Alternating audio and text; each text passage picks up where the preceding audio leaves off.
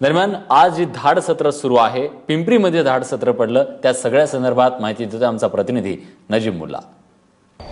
राज्यभर सर्वांनाच प्रचलित असणाऱ्या डी.वाय. पाटील संस्थेवरती इन्कम टॅक्स विभागाने छापा टाकलेला आहे।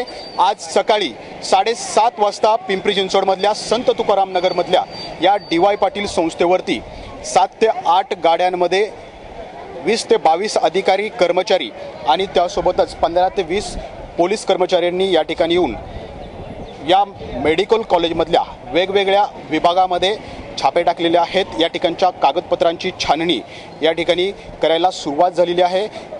डी.वाय. पाटीलच्या एकाही कर्मचाऱ्याला अथवा प्राध्यापक असेल, प्रिन्सिपल असेल, शिक्षक असतील, त्यांना कुणालाही या छाप्यादरम्यान आतमध्ये प्रवेश दिला जात नाही आहे। सकाळी 7:30 पासून सुरू असणारी ही कारवाई या ठिकाणी अद्यापही सुरू आहे।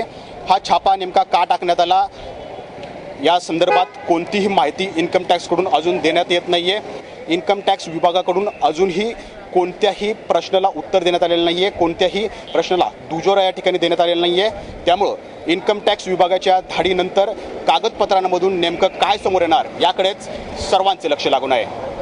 कॅमेरामन तुषार नानावळेसह नाजिम मुल्ला, एबीपी माझा, पिंपरी चिंचवड।